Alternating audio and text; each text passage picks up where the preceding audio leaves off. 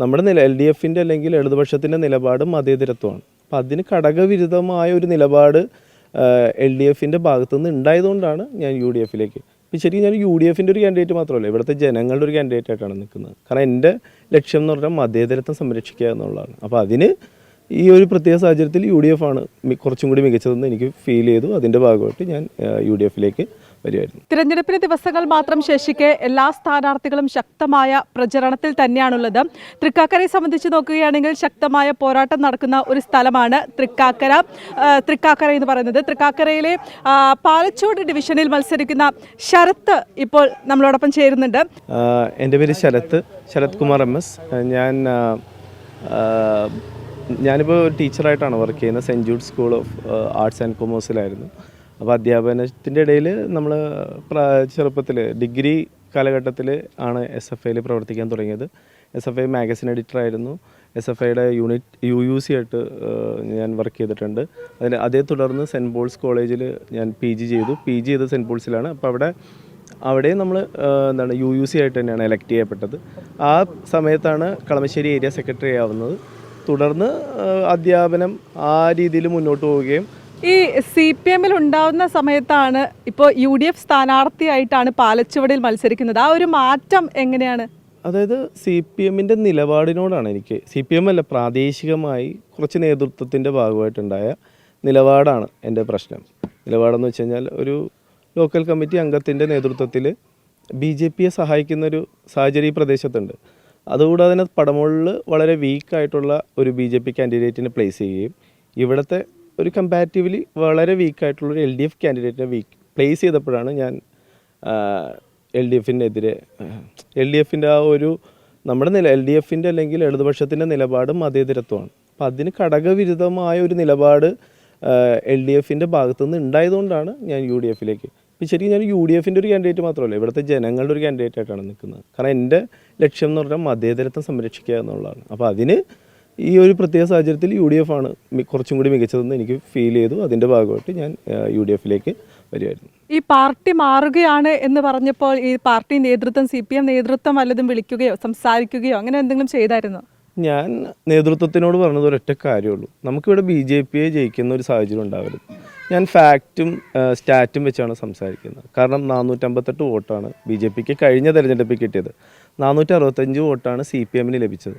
490 വോട്ടാണ് UDFിന് ലഭിച്ചത്. അപ്പോൾ ഒരു വീക്ക് കാൻഡിഡേറ്റ് നിന്ന് എന്ത് പറ്റുമെന്ന് വെച്ച് കഴിഞ്ഞാൽ BJP ജയിക്കാനുള്ള സാഹചര്യം വളരെയധികം കൂടും. അപ്പോൾ ആ സാഹചര്യം ഉണ്ടാകുമെന്ന് ഞാൻ നേതൃത്വത്തോട് പറഞ്ഞു. അവർക്ക് പക്ഷേ അതിനോട് ഇപ്പം നമ്മളൊരു നിലപാടെന്ന് പറഞ്ഞാൽ മതേതരത്വമാണല്ലോ.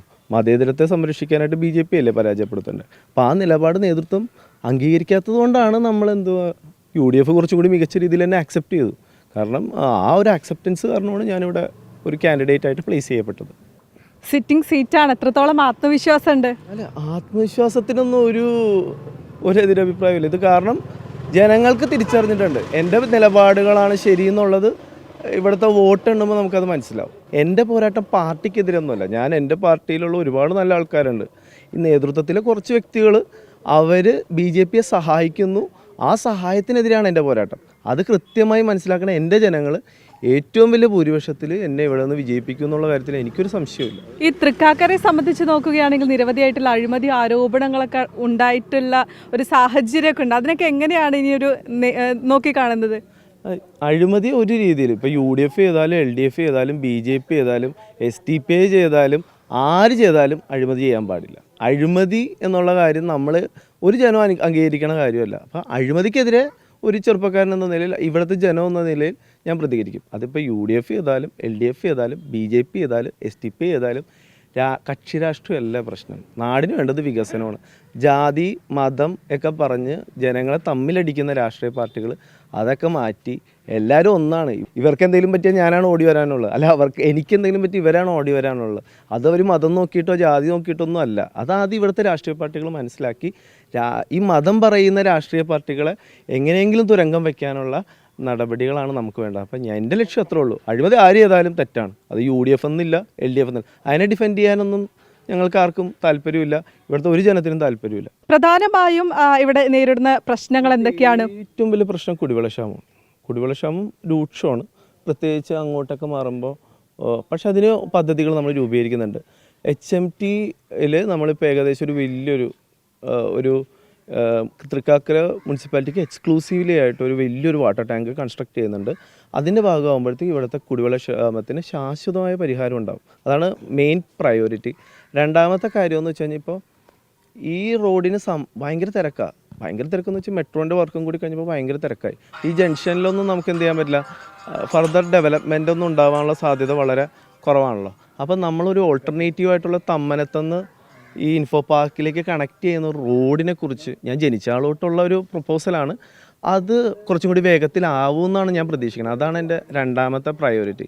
മൂന്നാമത് ഇപ്പോൾ സിവിൽ അക്കാഡമി ഓൾറെഡി ഞങ്ങളുടെ മുൻ കൗൺസിലർ, എനിക്ക് മുമ്പിരുന്ന കൗൺസിലർ, അദ്ദേഹം വിദ്യാഭ്യാസ കമ്മിറ്റി ഇതായിരുന്ന സമയത്ത് സിവിൽ അക്കാഡമിയായി ബന്ധപ്പെട്ടിട്ടുള്ള കാര്യങ്ങൾ ചെയ്തിട്ടുണ്ടായിരുന്നു, സിവിൽ അക്കാഡമിയുടെ. അപ്പോൾ ആ ഒരു പ്രോജക്റ്റ് ഉണ്ടല്ലോ, അപ്പോൾ അതിലൂടെ 3-4 ഒരുപാട് IAS ആസ്പിരൻ്റ് ആയിട്ടുള്ള വിദ്യാർത്ഥികൾ ഫ്രീ ആയിട്ടുള്ള സിവിൽ സർവീസ് ഇത് പ്രൊവൈഡ് ചെയ്യാൻ താല്പര്യമുണ്ട്. പിന്നെ UPSC PSC എല്ലാ 5 വാർഡുകൾ കേന്ദ്രീകരിച്ച് നമ്മൾ ഈ പറയുന്ന PSC ഇതിൻ്റെയൊക്കെ ബന്ധപ്പെട്ടിട്ടുള്ളൊരു ചെറിയൊരു സ്റ്റഡി സെൻറ്റർ, അതും അദ്ദേഹത്തിൻ്റെ കാലത്തുണ്ടായതാണ്. പക്ഷേ പ്രതിപക്ഷത്തിൻ്റെ നിരന്തരമായ പ്രക്ഷോഭം കാരണം അദ്ദേഹത്തിന് എന്ത് ചെയ്യാൻ പറ്റില്ല, അത് ഇംപ്ലിമെൻറ്റ് ചെയ്യാൻ പറ്റിയില്ല. ഒരു യുവത്വം സ്ഥാനാർത്ഥിയിലേക്ക് തിരഞ്ഞെടുക്കപ്പെടുമ്പോൾ മറ്റുള്ള യുവാക്കളെ സംബന്ധിച്ച് നോക്കുകയാണെങ്കിലും അവരെ സംബന്ധിച്ച് നോക്കുകയാണെങ്കിലും ഒരു പുതിയ സ്ഥാനാർത്ഥി വരുന്നു, അപ്പോൾ അവർക്ക് വേണ്ടിയിട്ടുള്ള നിരവധി കാര്യങ്ങൾ കൊണ്ടുവരുന്നുള്ള പ്രതീക്ഷ അവർക്കും ഉണ്ടാവും. നമുക്കറിയാലോ, നമ്മുടെ ചെറുപ്പക്കാർക്ക് വേണ്ടി നമുക്ക് എന്തൊക്കെ ചെയ്യാൻ പറ്റുമോ അതെല്ലാം നമ്മൾ ചെയ്യും. പക്ഷേ യൂത്തിന് വേണ്ടത്ര റെപ്രസെൻറ്റേഷൻ ഇന്നത്തെ പൊളിറ്റിക്സിൽ ലഭിക്കുന്നില്ല. അറിയാലോ, ഭയങ്കര ഏജ്ഡ് ആയിട്ടുള്ള പീപ്പിൾക്കാണ് എന്ത് കിട്ടണത്, പൊളിറ്റിക്കലി ഇതൊക്കെ കിട്ടുന്നത്. അപ്പോൾ കുറച്ചും കൂടി ചെറുപ്പക്കാരായിട്ടുള്ള ആൾക്കാർക്ക് എന്താണ് പൊളിറ്റിക്സിൽ എൻ്റർ ചെയ്യാനുള്ള ഒരു സിനാരി ഉണ്ടാക്കണം. അതിനുള്ളൊരു സാഹചര്യം സൃഷ്ടിക്കപ്പെടണമെന്നുള്ളതാണ് നമ്മുടെയൊക്കെ ഒരഭിപ്രായം. ഈ പ്രചരണ പരിപാടികളൊക്കെ എങ്ങനെ പോകുന്നു? ജനത്തിൻ്റെ ഇതിപ്പോൾ 5 മണിയായിട്ടുള്ളൂ. 6-7 മണിയാകുമ്പോൾ എൻ്റെ കൂടെ ഒരു 10-60 പേരുണ്ടാവും. അത് തന്നെയാണ് എൻ്റെ ഏറ്റവും വലിയ ആവശ്യം. ഇവിടുത്തെ ഓരോ വീട്ടുകാരും എൻ്റെ കൂടെ ഉണ്ട്. പിന്നെ എനിക്കൊരു എന്താണ് ഒരു തരത്തിലുള്ള ബേജാറും എനിക്കില്ല. എനിക്ക് 100% വിശ്വാസം. അപ്പോൾ സ്ഥാനാർത്ഥികളെല്ലാം പ്രചരണ പരിപാടികളുമായി മുന്നോട്ട് പോവുകയാണ്. വലിയ ആത്മവിശ്വാസത്തിൽ തന്നെയാണ് അവരുമുള്ളത്. ഇനി തിരഞ്ഞെടുപ്പിന് എന്തായാലും ദിവസങ്ങൾ മാത്രമേ ശേഷിക്കുന്നുള്ളൂ. എല്ലാവരും വലിയ പ്രചാരണത്തിൽ തന്നെയാണുള്ളത്. ക്യാമറ പേഴ്സൺ അക്ഷയ്ക്കൊപ്പം വിനയരാജ്, കേരള വിഷൻ ന്യൂസ്, കൊച്ചി.